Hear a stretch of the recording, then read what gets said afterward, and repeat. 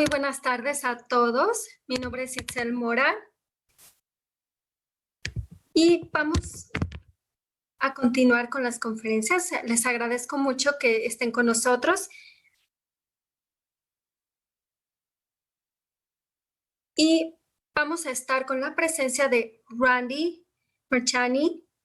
Él trabaja en un laboratorio de seguridad de tecnologías de la información.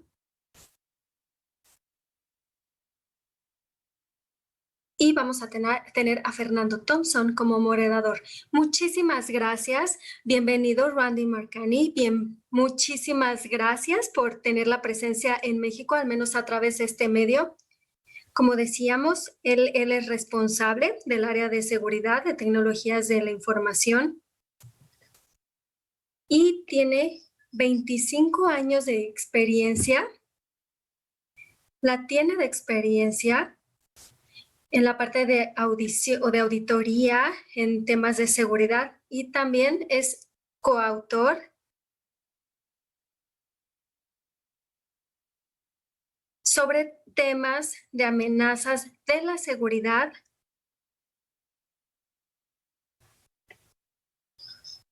Asimismo, Randy actualmente es un instructor senior y ha implementado muchísimos cursos a través del tiempo. También actualmente él está enseñando mediante una implementación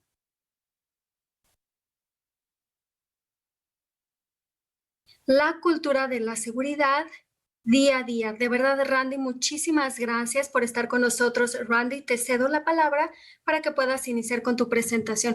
Muchísimas gracias. Es un placer para mí hacer la presentación con ustedes el día de hoy. Voy a compartir mi pantalla con ustedes y vamos a empezar a partir de aquí. El título de mi presentación es el IOT.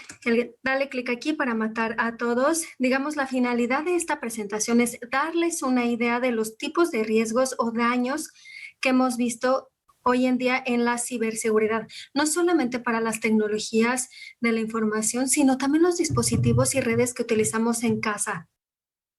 El título de esta presentación es el título de un libro escrito por Bruce Schneier. Es un autor muy respetable en el ámbito de la ciberseguridad en Estados Unidos y fue uno de sus libros que salieron a la luz de forma reciente y siento que fue un título perfecto para mi presentación. Si tienen la oportunidad de leer su libro, de verdad, no lo duden. Bien. Una de las ventajas o algo que nosotros vemos, a lo que nos enfrentamos al desempeñar estas funciones es todo el tipo de regulaciones. Aquí, digamos, siempre lo disimulo, bueno, más bien siempre lo explico como si fuera en una motocicleta, es decir, el estar protegido a través de las regulaciones. Tenemos un casco, tenemos lentes de seguridad y también podemos hacer la comparación cuando ya tenemos o el hecho de viajar de forma segura. Yo siempre utilizo todo el equipo necesario, todo el tiempo. He andado en bicicleta antes y también en motocicletas también, y yo siempre recomiendo que tenemos que estar lo más protegidos posibles. Estas son algunas de las diferencias que yo observo.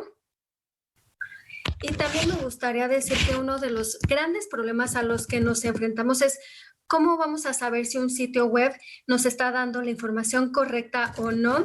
Como sabrán, aquí en Estados Unidos se acercan las elecciones presidenciales y por lo tanto es muy difícil determinar si las noticias que nosotros estamos viendo son reales o no.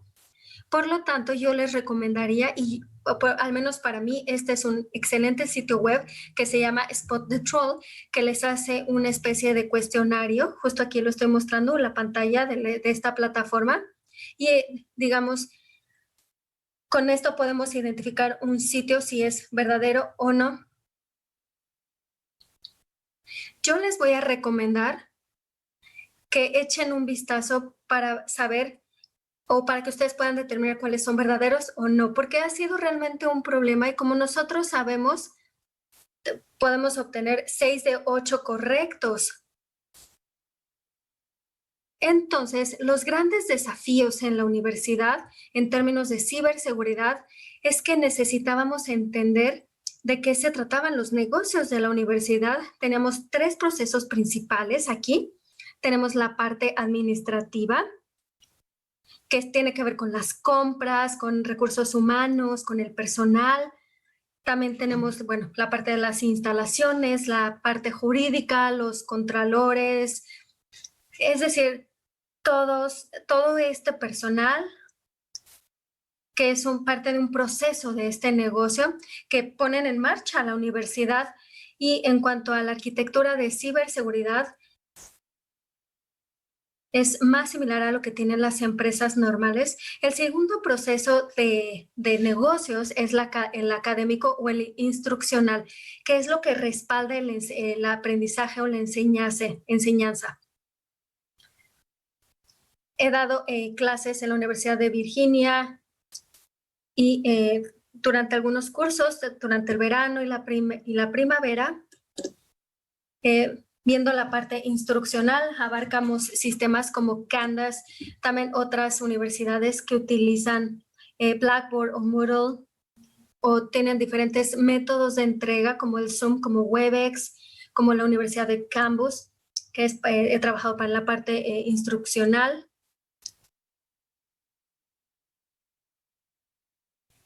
También tenemos estudiantes que tienen todo tipo de computadoras, Windows, Linux, MacOS, y el modelo de seguridad en este ambiente es como, o lo más parecido a un proveedor de servicio de Internet, es decir, cada quien trae su propia computadora y a veces no tenemos mucho control de lo que hay en dichas computadoras. La universidad o la investigación de la universidad o el tercer modelo es la parte de la investigación.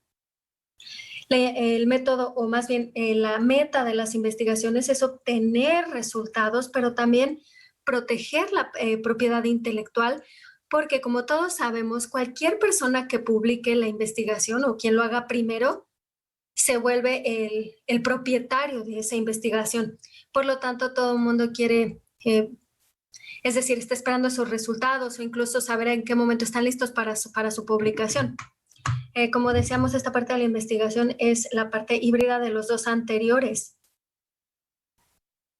con la finalidad de capacidad de construir una arquitectura de seguridad que cumpla estos tres requerimientos. Y bien, un amigo mío, Matt Slan, él obtuvo este diagrama que define una jerarquía de necesidades y esto lo trasladó a la parte de incidencias y respuestas. Cuando nosotros construimos la arquitectura de seguridad, estas son las preguntas que necesitamos plantear y las respuestas para ello. En la parte inferior tenemos el inventario. Necesitamos preguntar qué está conectado a tu red y si puedes nombrar esos activos, si puedes identificar dónde están ubicados. También tenemos la parte de la telemetría. Tenemos visibilidad de los activos. Puedes verlos, puedes ver dónde están. O van a sitios que son buenos o a sitios normales. ¿Qué tipo de actividades ocurren? Luego tenemos la parte de la detección. Podemos detectar una actividad no autorizada, podemos clasificarla, podemos clasificar los resultados mediante esfuerzos de detección. También podemos determinar qué tipo de ataque, es decir, si alguien está robando información, si hay una especie de destrucción de la misma. Después, ¿quiénes son tus adversarios? ¿Qué pueden hacer estos? ¿Puedes detectarlos también? Tenemos una manera de verlos y puedes detectarlos dentro de las redes universitarias. Y si sí puedes hacerlo, una vez que tú lo encuentras dentro de la red, puedes ver lo que están haciendo o hacia dónde van o simplemente están utilizando una máquina y tu red para atacar otro sitio o están buscando algo específico en tu red. El desafío más grande de esto es para los que investigan, especialmente en universidades reconocidas, se hace la investigación en ciertas áreas y podemos tener ciertos hackers para saber si pueden robarte información. Aquí en Estados Unidos, en medio de toda esta pandemia de COVID, hubo un número determinado de universidades especialistas en hacer investigación de COVID, y ellos observaron un incremento en ciberataques de sitios de otros países. Trataron de robar la información de esas investigaciones. Entonces, lo mejor que podemos hacer es, puedes observar su actividad en tiempo real cuando está ocurriendo. No es el hecho solamente de descubrirlo 2 semanas después. Y el último punto, que es la primera parte de la pirámide, es puede desplegar contraenmiendas para desalojar y recuperarse. Es decir, identificar a esas personas malas y recuperar o tratar de enmendar los daños. Por lo tanto, el mejor modelo de seguridad que he visto para las universidades es la defensa del museo. Mi padre, bueno, yo crecí en Washington, D.C., y mi padre y yo íbamos a los museos cada vez que teníamos oportunidad de hacerlo. Yo, la verdad, me enamoré de los museos desde que era pequeño. Si vemos cómo se construye un museo y cuál es su tipo de seguridad, es realmente muy similar a lo que nosotros vamos a observar en las universidades. En una universidad puede ser, no es como una empresa, no es como que no dejemos entrar a todas las personas. En nuestro caso, nuestro negocio es colaborar con otros investigadores de universidades y alrededor del mundo, y nosotros no sabemos de dónde van a venir. Por lo tanto, necesitamos ser capaces, ya saben, de tener este flujo constante de acceso a los recursos, a nuestra institución. Sin embargo, eso no significa que no tengamos ciertos puntos limitados de acceso. Y tenemos, digamos, algunas barreras adicionales que son activos de valor agregado, como en un museo. Es decir, más famosas. Aquí tenemos la pintura de la Mona Lisa. La obra de la Mona Lisa tiene protección adicional alrededor que no van a encontrar en obras de Renault o de algún otro pintor. Entonces, dependiendo del valor del activo, vamos a poner más protección alrededor de ese activo. Vamos a tratar de protegerlo finalmente. En este caso, lo trasladamos a las redes. Y en este caso puede ser una investigación, puede ser una propiedad intelectual, puede ser el registro de algún estudiante, puede ser lo que sea finalmente, porque es valioso. Los museos también tienen el monitoreo o la supervisión. Tienen sensores de movimiento, tienen cámaras, todo este tipo de artefactos que una vez que entras, perfecto, puedes caminar. No vas a encontrar barreras como tal, pero sí vas a ver cámaras, y eso se va a reflejar cuando entras, cuando salgas. Cuando vayas a cualquier museo vas a ver siempre guardianes caminando o policías que entran y salen. O es decir, si una persona se acerca muchísimo a una obra que es muy valiosa, pues bueno, se van a acercar para alejarla. Y si algo se pierde, bueno, contamos con un seguro, justo también como los museos lo tienen.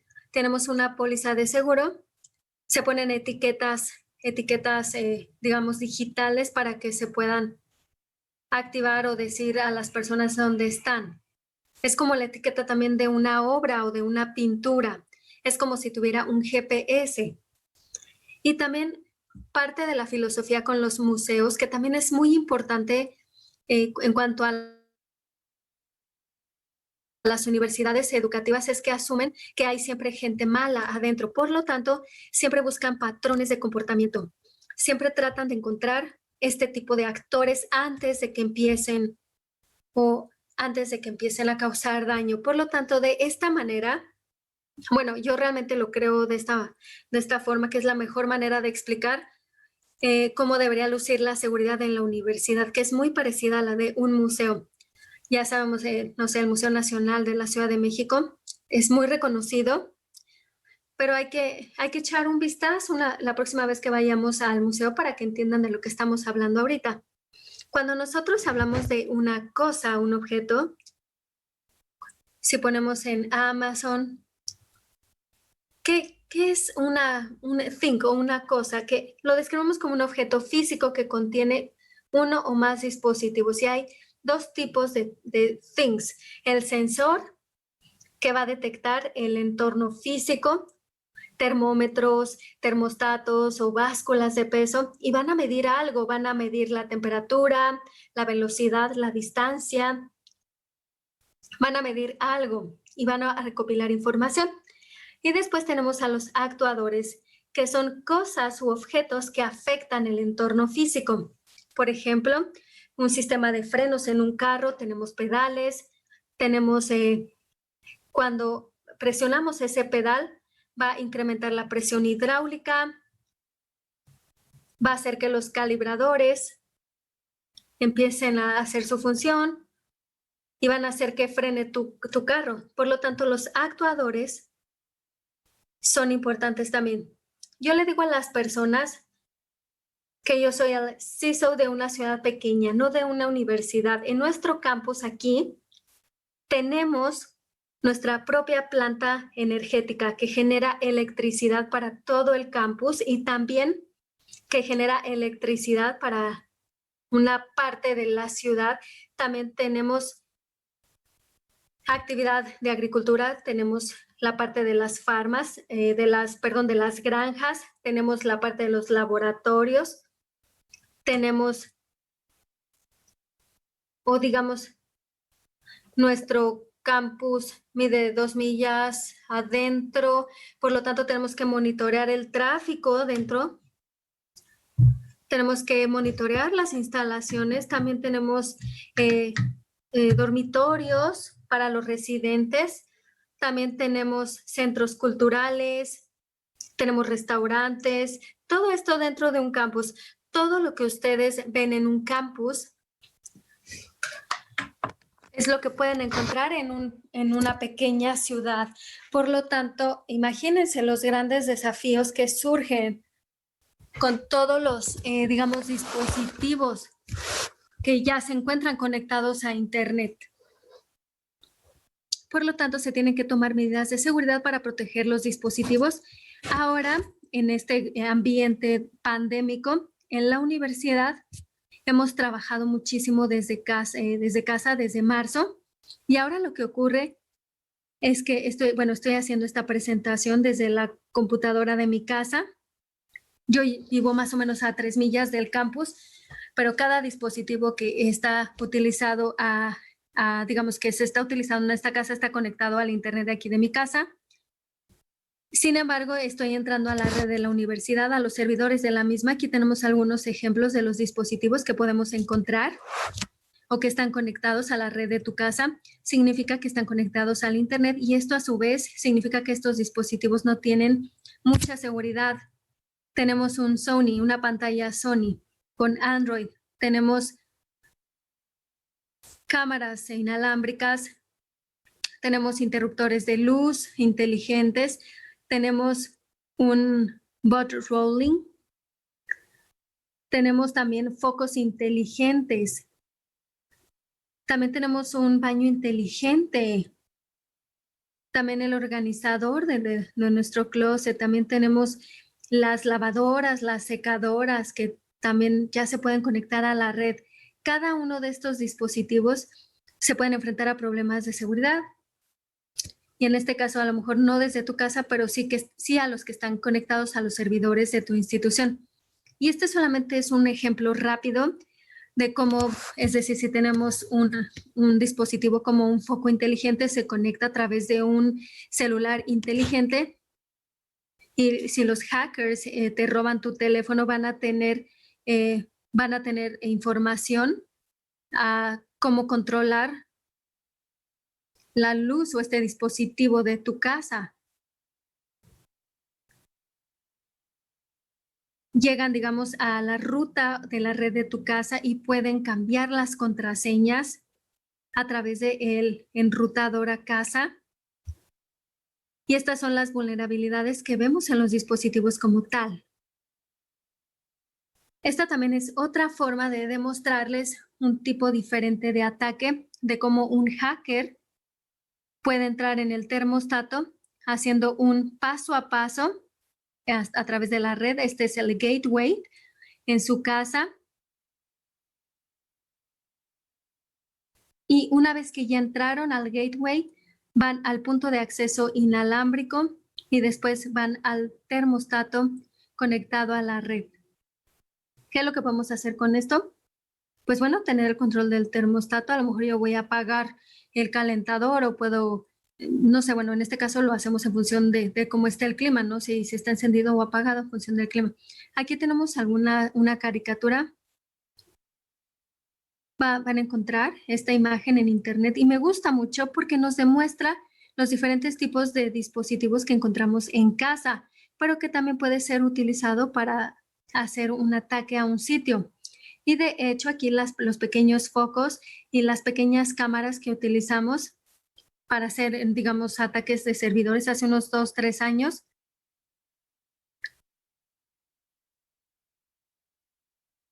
Hubo un incidente con estos pequeños dispositivos. Son de estos, digamos, los objetos o los detalles interesantes. Si van a YouTube y buscan hijacking a Prius, hay un hacker que se llama Charlie Miller y que hizo una investigación muy interesante de cómo hacer un trabajo, digamos, hacer un hackeo a través de la red, a través de las llaves de un carro. Este también es otro ejemplo de cómo se hacía el hackeo a través del sistema de iluminación o de luces que se controlaba a través de una aplicación y el hacker encontró la forma de hackear el sistema de luces de tu casa y, bueno, finalmente pueda controlar las luces para que vean qué tan fácil les resultó hacer. Y a veces no podemos, es decir, utilizar altas tecnologías. Realmente no se requiere mucho para saber cuáles son los números de un código. Se puede jugar un poco con las permutaciones, pero bueno, finalmente vas a dar con esos 4 dígitos. Y bien, tenemos esta información de la tecnología de la información y la tecnología operativa también. La tecnología de la información, todo es dinámica. Una aplicación puede hacer muchísimas cosas, mostrar información, cambiar información, modificarla, mientras que en la tecnología operativa, el dispositivo hace una cosa, solamente una cosa, ¿cierto? En la tecnología de la información, la información es el rey o la reina, mientras la tecnología operativa, el proceso es el rey. He hecho este proceso. Mi trabajo es aplicar los frenos, es lo que yo hago. Si el radio se enciende, bueno, eso no es mi problema, eso no es parte de mi control. Mientras que la información de la tecnología ve toda esa parte, el almacenamiento, recuperación, transmisión, manipulación de información digital, etcétera. Pero en la tecnología operativa solamente se hace una cosa, porque el riesgo, es decir, si hay un mal funcionamiento en la tecnología operativa de la casa, digamos, se puede atender, se tiene que enfocar solamente en una parte. En la tecnología informativa, la confidencialidad es prioridad. También la integridad, así como la disponibilidad de los datos. Estos eran los 3 detalles más importantes de las tecnologías de la información, mientras que en el control o en la tecnología operativa es el nuevo orden, es el control, la disponibilidad, la integridad y también la confidencialidad. Nuevamente, porque si nosotros perdemos control del dispositivo, podemos causar daño, incluso también daño físico a alguien. Digamos, si alguien alteró los frenos, el sistema de frenos de un carro, puede causar un accidente. También lo otro que podemos mencionar, el martes de parches, mientras que en el mundo operacional nos puede tomar una década utilizar este tipo de parches en los dispositivos. Y bueno, este es digamos, un resumen de lo que estuvimos platicando.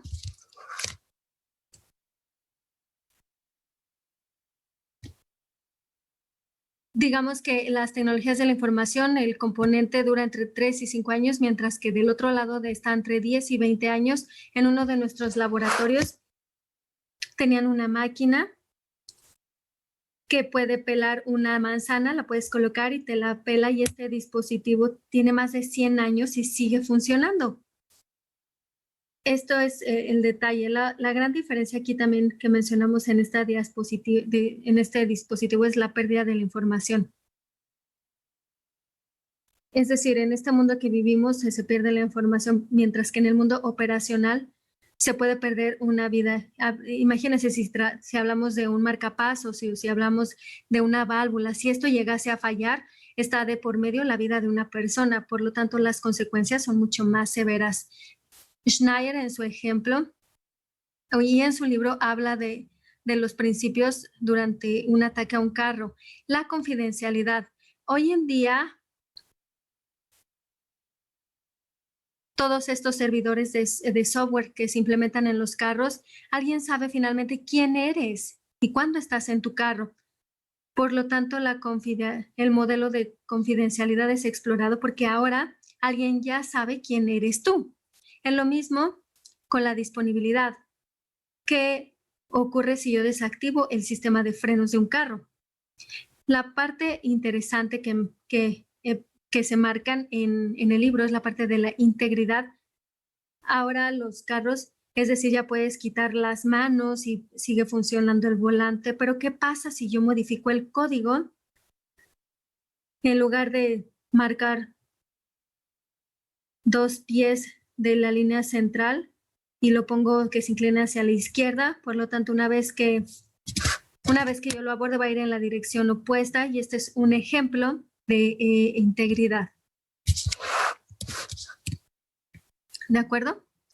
Y bien, también tenemos aquí algunas bases o principios que se enfocan en el tercer punto. Se tiene que encriptar, por supuesto, todas las comunicaciones. Y yo voy a hablar en inglés y estoy lleno en una sala donde hay puras personas que hablan en inglés, pero bueno, si hablo en español. Y las personas en inglés no van a saber lo que yo estoy diciendo porque no hablan español. Entonces, el español va a ser la clave. Tenemos que encriptar nuestra información en los dispositivos de investigación o controlar los dispositivos, las computadoras. Esto es algo muy importante, especialmente cuando se trata de conectividad inalámbrica. Y después, el acceso neto no es igual, o el net access no es igual. Incluso aquí en Blacksburg, yo vivo a 3 millas y media del campus, justo afuera de los límites con otro estado, y hasta hace 2 años no tenían internet mis vecinos. Tuvieron que llegar las empresas. Sin embargo, hubo algunos intentos, pero algunas personas no querían permitir que se hiciera el cableado, especialmente en las áreas con mucha pandemia. Y en este caso, pues sabemos que era muy necesario porque tenemos muchos estudiantes. ¿O qué pasa cuando tienes una familia numerosa y los tienes en escuela, en primaria o secundaria, o tratas de trabajar desde casa donde todos están utilizando la red? Por lo tanto, se necesita un proveedor de servicio de Internet. Y a lo mejor, aprovechando esta situación, pues bueno, quizá va a haber más consumo de datos y a lo mejor puede haber tarifas más elevadas. Y lo que ocurre en el ambiente de casa se puede utilizar o ¿qué hay de las licencias de software que utilizamos para las máquinas o que se facilitan por las universidades, pero que ahora los tenemos que utilizar en casa? ¿Qué tipo de licencias vamos a tener? ¿Cuáles se encuentran disponibles? Y también muchas veces A las empresas les gusta hacer un escaneo para saber o conocer la seguridad, pero tal vez esto puede ser, digamos, bloqueado, decir, bueno, ponen algunas codificaciones como el VPN o el ISP que detecta la actividad cuando se trata de un ataque. Y algo de lo primero que hicimos es decir, bueno, determinar cuáles computadoras estaban comprometidas y desconectarlas de la red. Ya no es tan sencillo, es decir, desconectar mi máquina del internet requiere que alguien trabaje sobre el ISP y que haga este trabajo de la red por mí. También qué tipo de blogs vamos a necesitar en este nuevo ambiente. Por lo tanto, una de las recomendaciones que trabajan desde casa, si tienes que utilizar tu computadora, es crear un usuario diferente o independiente y utilizarlo solo para casa. Si puedes tener a lo mejor otro usuario de la familia que utilice otro número de identificación y que tengas uno únicamente para el trabajo. Digamos que esta es una muy buena manera de mantener tu trabajo, el historial de tu trabajo de forma independiente al de tu buscador de la familia. Puede ser a lo mejor información sensible que sea parte de una investigación y también puede limitar el daño que se puede hacer o el impacto que se puede tener. Y también al final, una vez que regresamos a nuestras oficinas a trabajar, si no necesitas utilizar ese número de identificación o ese número de usuario en tu casa, simplemente bórralo. Ahora lo que ocurre, la información que tenemos en casa, en la computadora de casa, necesita que se le apliquen parte de las regulaciones.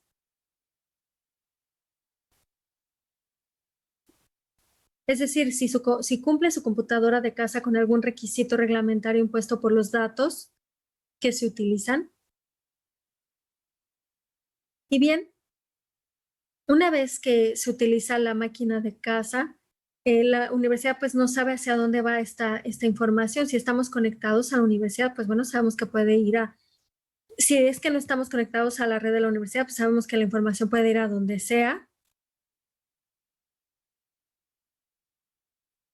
Como decíamos, se puede tratar de números de seguro social o números de identificación personal, información muy sensible.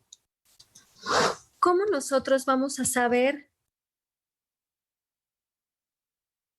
¿Cómo vamos a ver qué tipo de información hay sobre el estudiante? Y ahora la tenemos en la computadora de la casa. Digamos, ya no estoy conectado al servidor de la universidad, sino ahora estoy conectado a la red de mi casa. Y digamos que si se infecta con algo, ¿qué es lo que va a ocurrir? En estos casos, tal vez lo que podemos hacer, algo que nosotros llamamos un web bug, y esto lo tengo en una presentación de PowerPoint, y les voy a enseñar una pequeña imagen que es prácticamente invisible, pero esta imagen se queda en el servidor de mi oficina. Cualquier persona que abra el documento va a ir al servidor para mostrar esa imagen, y esta es una forma en la que podemos hacer, porque te puedes dar cuenta si alguien inicia sesión.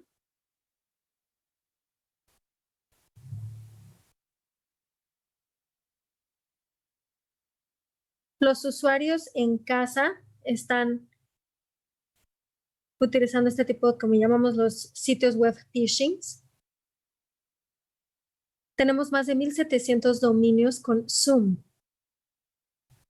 ¿Y qué son dominios falsos que no tienen las licencias adecuadas?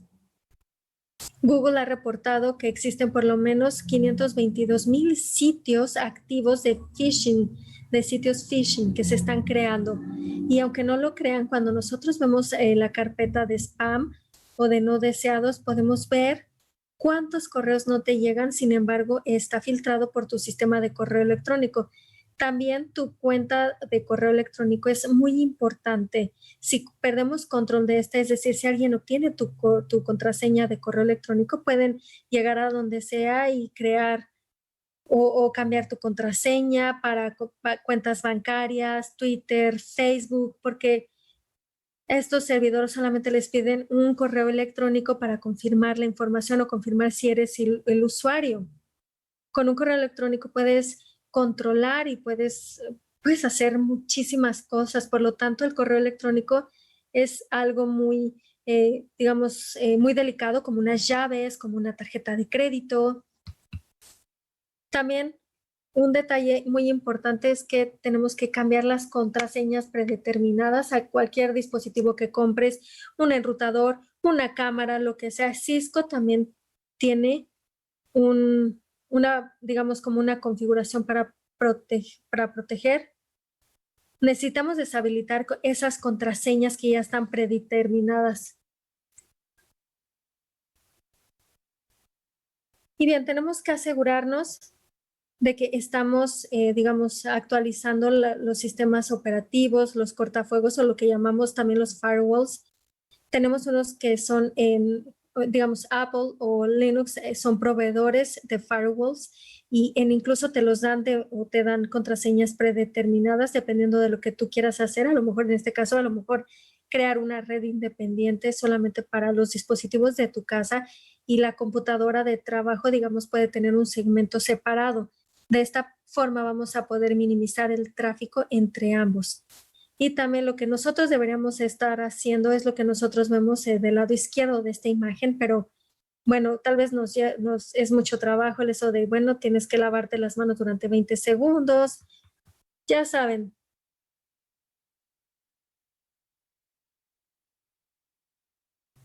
Si nunca cambiamos las contraseñas predeterminadas, los sitios como este van a cambiarlo. Porque este sitio de aquí tiene las contraseñas predeterminadas para un par de dispositivos. Aquí podemos ver en la pantalla, podemos ver el Tricom Celplex, que es el modelo o el nombre, y tenemos la contraseña predeterminada que es TEC.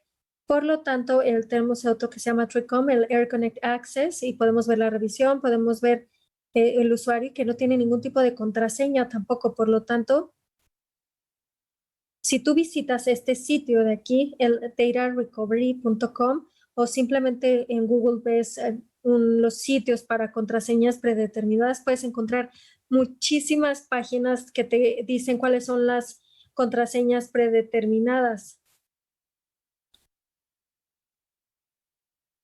Como decíamos, pues bueno, te está dando los nombres de usuarios y te está dando las contraseñas predeterminadas. Si ya cambiaste esas contraseñas, es algo muy bueno. Si no lo has hecho, pues bueno, yo puedo tener acceso y te puedo decir el enrutador inalámbrico y me puedo conectar a tu red. Entonces, tenemos que cambiar esas contraseñas predeterminadas. Después tenemos otra página que se llama Shodan, que escanea el Internet para buscar ciertos dominios o información en torno a los dominios. Aquí en esta página podemos ver y te va a buscar la red o todo lo referente a dispositivos. Es una herramienta gratuita que se encuentra disponible para todos. Por lo tanto, tenemos que considerar también los riesgos. Tenemos que asegurarnos de que empezamos con la parte de la información y la identificación, porque son de los puntos más importantes. Como decíamos, si soy un investigador y si tengo información muy buena, tengo que asegurarme de que básicamente voy a encriptar esa información. También tengo que asegurarme de que tengo protección, tengo que asegurarme de que nadie más tenga que verla, porque si alguien me roba esa información, digamos un competidor, pues bueno, va a publicar esa información antes de que yo lo haga y va a pensar que es su información o su investigación. Y si llevo este caso ante un tribunal, pues bueno, ¿cómo voy a encontrar la forma de comprobar que era mi información? Ya saben, digamos que ha habido muchas implicaciones en esta parte. También la concientización, aparte de la capacitación. Mi colega ya les estuvo platicando sobre la concientización de la seguridad y en este caso yo lo traslado a la parte también de las casas, las redes de casa.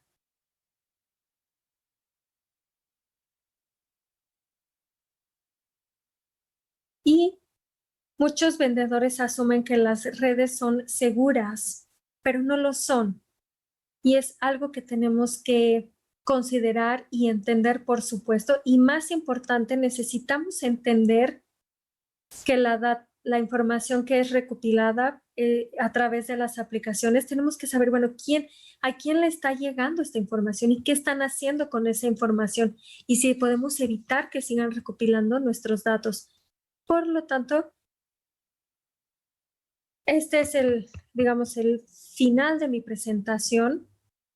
Si alguien tiene alguna pregunta, aquí les dejo mi información de contacto.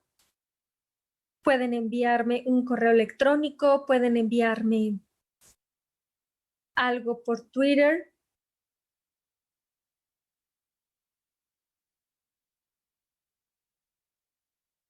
Y nuevamente, no sé si alguien tenga alguna pregunta.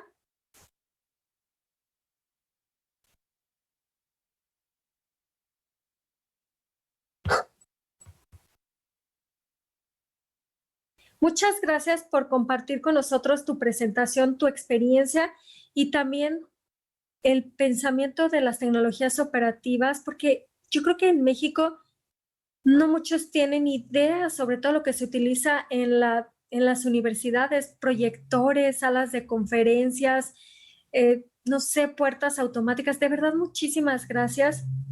Sí, hablando de las impresoras, la mayoría de las impresoras tienen una contraseña de administración y no ha sido configurada. Por lo tanto, no sé, alguien se puede conectar y puede imprimir miles de páginas. Y de hecho, también hay un kit de una herramienta en el que se pueden rastrear todos los documentos que han sido enviados para imprimir. Y puedes extraer documentos a partir de la impresora. Es realmente útil. Sí, exactamente. Randy, tenemos algunas preguntas por aquí. Hablando de la velocidad de reacción. Dentro de una universidad, algunas veces, digamos que no es el tipo de servicio que podemos ofrecer porque no tenemos los recursos, pero en este caso, ¿qué hay del uso de la inteligencia artificial, perdón, o del aprendizaje, digamos, virtual, a diferencia de la ciberseguridad? El mayor problema hoy en día con el aprendizaje de las máquinas y la inteligencia artificial es hacia donde nos estamos moviendo. Sin embargo, tardará a lo mejor unos 5 o 10 años más para utilizarlos de manera efectiva. Para este tipo de aspectos necesitan una gran cantidad de información, necesitan recopilar muchísimos datos con la finalidad de aprender de manera efectiva algo y evidentemente no empeorar una situación. Entonces yo sí soy fan como tal, sin embargo no siento que se esté listo para la producción como tal. Las compañías que están, digamos, que están haciendo publicidad al respecto son compañías muy grandes o compañías de redes sociales como Facebook que tienen muchísima información. IBM, Facebook, Twitter, todas estas redes sociales y la forma en la que ellos recopilan su información es como, digamos, es una forma en la que ellos saben cómo están alimentando su información. Sin embargo, en una universidad tienes que utilizar a lo mejor sensores para recopilar este tipo de información y ser capaces de que se tengan algoritmos que vayan a funcionar. El equivalente o el ejemplo equivalente que me viene a la mente es que cuando tenemos 2 o 3 años que estamos aprendiendo a caminar, nuestra base de conocimiento solamente era lo que nosotros veíamos a nuestro alrededor, no era como si viéramos una imagen muy grande. No aprendimos de esa forma. Es decir, aprendimos que estaba caliente un horno una vez que lo tocamos y la siguiente vez era, no lo quiero tocar porque la última vez estaba muy caliente, pero ¿qué íbamos a saber si estaba frío esta siguiente vez porque estaba apagado? Por lo tanto, necesitamos recopilar esa información. Muchísimas gracias. Tenemos preguntas muy interesantes. Como sabrás, las instituciones en México se han enfrentado muchísimo a la problemática del presupuesto. Va a haber otro recorte para el próximo año. Ahora, pues bueno, desde que se está trabajando desde casa, los empleados administrativos y 100% de nuestros estudiantes están trabajando desde casa también, los maestros también. Entonces, ¿cuál sería la recomendación para las escuelas que están siendo forzadas a moverse a un modelo pues móvil o remoto? ¿Cuál sería tu consejo que les podrías dar para mantener un ambiente y por supuesto los datos seguros o la información segura? Bien, por supuesto que tenemos que tener un buen software, una herramienta que pueda encriptar para que podamos encriptar la información de las máquinas. El aspecto real que podemos hacer o el mayor problema es el Zoom, Webex, todos estos facilitadores. Para la parte de los instructores, no me gusta decirlo como tal, pero tenemos que aprender a usar PowerPoint de manera efectiva. Esa sería una de las mejores maneras de tomar notas o, no sé, aprender cómo grabar videos de YouTube o, es decir, saber utilizar estas herramientas. Y en cuanto a seguridad, el mismo tipo de seguridad que aplicarías en la casa, también lo tienes que llevar a casa. Los aspectos más básicos, asegurarnos de que estamos utilizando parches o establecer contraseñas complicadas, que esto lo estás haciendo con tu propia computadora. Intel Malware, bueno, este software que lo conocemos hacer, es algo que podemos hacer. Estamos en la misma situación. Vamos a tener un recorte fuerte también en Estados Unidos de más del 7% y esto se va a deber pues a la pandemia. Hay herramientas de software que se pueden utilizar para ayudar a proteger la información, también la transmisión de la información y también ayudar a la detector cuando las máquinas están siendo atacadas. Muchísimas gracias. Y también otra pregunta.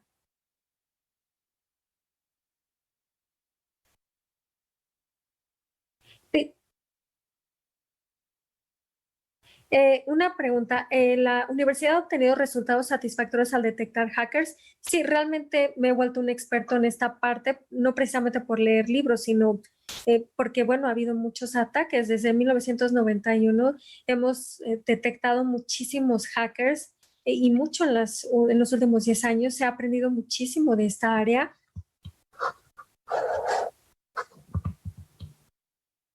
Tenemos pequeños ataques, ataques phishing, perdón. Como decíamos, la idea es cómo construir estos sistemas de recuperación. Sí, sin duda alguna, hemos tenido muchísimos ciberataques. Tengo otro par de preguntas aquí, pero bueno, esta pregunta creo que es para mí. Presten atención. ¿Cómo es posible?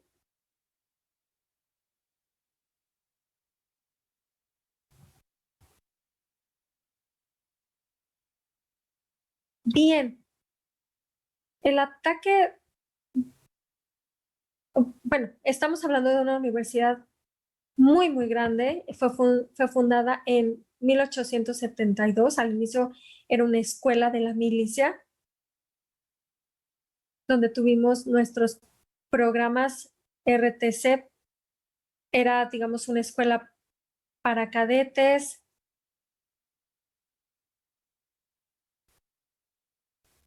donde crearon palabras chistosas o peculiares que eran parte como de, pues más bien era parte del ambiente que se vivía ahí.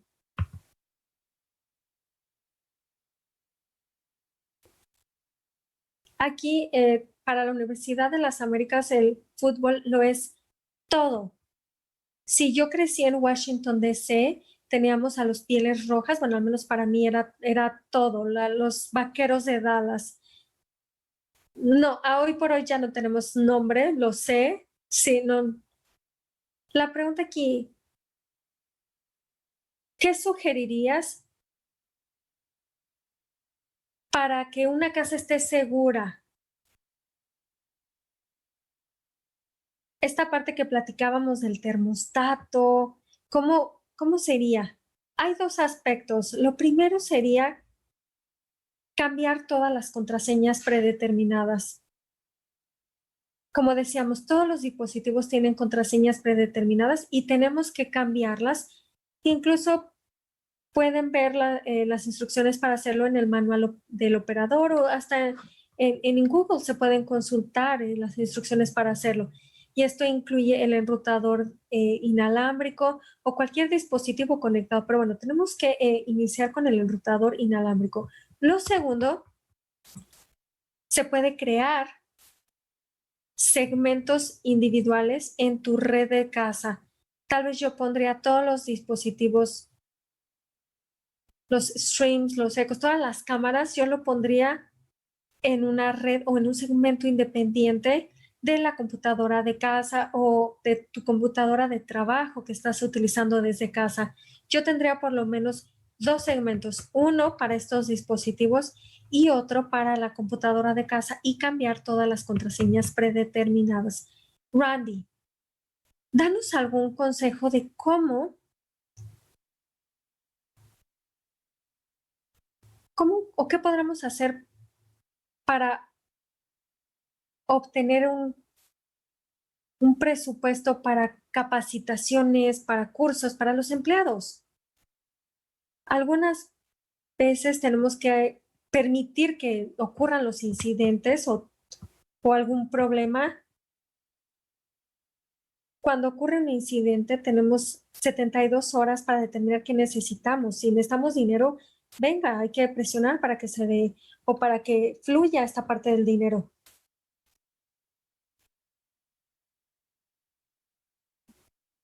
Deseas, digamos, una carpeta donde tengas que tener productos, servicios o hacerlo mejor para prevenir este tipo de ataques. Si se ocurre, lo primero que te van a preguntar es, ¿qué necesitas para solucionarlo? Y es ahí donde vas a decir, esto es lo que necesito. No puedes hacer esto, por supuesto, a menudo, con frecuencia, pero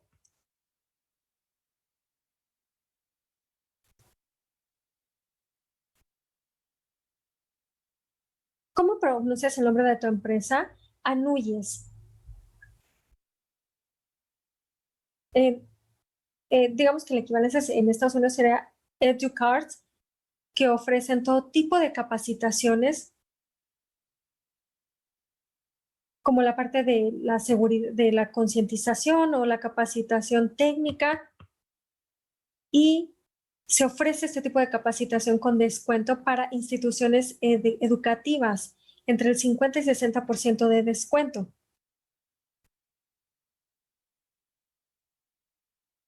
Si tú vas al área de membresías, puedes leer sobre este programa para las capacitaciones técnicas y esto puede servir para el personal o para tu personal.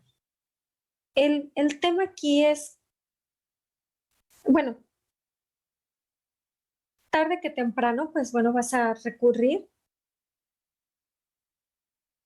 pero como decíamos, bueno, eh, anticiparte, la manera en la que nosotros nos capacitamos, digamos, en aquel entonces no había mucha capacitación, pero al menos era involucrarnos muchísimo en esta parte. Me tomó a lo mejor 3 o 4 meses en hacer la recuperación de la universidad y en ese entonces mi jefe me dijo, ¿qué necesitas? Y yo le dije, bueno, creo que necesito capacitarme más. Y bueno, fue así como logré como conseguir esa parte, empezar con la capacitación. Y lo más importante acerca de la capacitación es que una vez que regresas a tu institución vas a poder enseñarles a las otras personas o al resto del personal, exacto. Y después lo que hace es esta parte es vas a enseñar a las personas a que sepan qué es lo que tienen que buscar y que te puedan ayudar a responder ante una o hasta ante una incidencia. O puede ser incluso también un esfuerzo que se puede hacer a largo plazo. De verdad, muchísimas gracias por tu consejo. Como decíamos, bueno, casi siempre actuamos en función de la acción. Como decíamos, sí, se tienen 72 horas para responder, para prepararnos. Sí, exacto. Y lo que ocurre es que muchas veces las personas no tienen ese plan. Es decir, no utilizan o no invierten el tiempo en esas 72 horas. Es decir, tenemos que decir, bueno, ¿qué necesitamos? Alguien que gestione las contraseñas, necesitas capacitación, tenemos algunas citas, es decir, tenemos ante todo anticiparnos y contar con un plan. A ellos no les importan los detalles, sino simplemente saber en qué dirección te estás moviendo. Ese sería, pues, mi consejo y esto me lo dio un predecesor. Hazme un favor. Bueno, esta es la última pregunta. ¿Podrías compartir la última diapositiva para que podamos ver la información para contactarte? Y bueno, están diciendo, están utilizando más las nubes, este tipo de servidores para la información, pero puede resultar un dolor de cabeza. ¿Nos podrías dar un consejo sobre estas plataformas de las nubes? La mejor forma de utilizarlas es tener un esquema de clasificación de información de bajo riesgo, riesgo medio y alto riesgo. De alto riesgo es la parte que va a necesitar más protección. Tenemos que encriptar esa información, ¿de acuerdo? Y una vez que ya hiciste este esquema, podemos,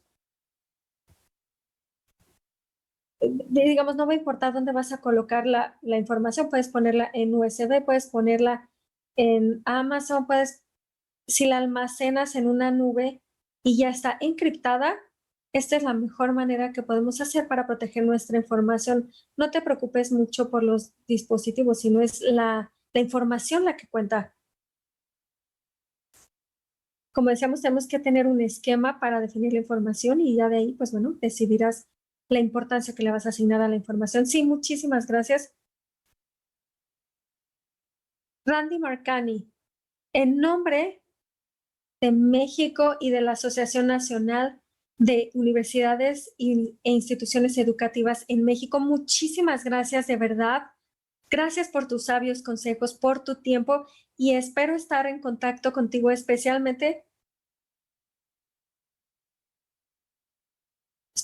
cuando se trata de trabajar en equipo, ¿de acuerdo?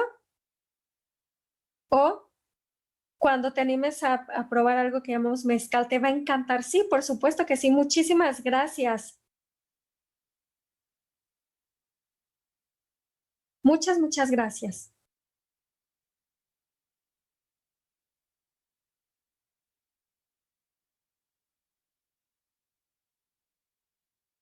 En nombre del encuentro Anuis TIC 2020, muchísimas gracias. Gracias por ser parte de esto. Gracias por compartir, Randy, tu conocimiento con nosotros.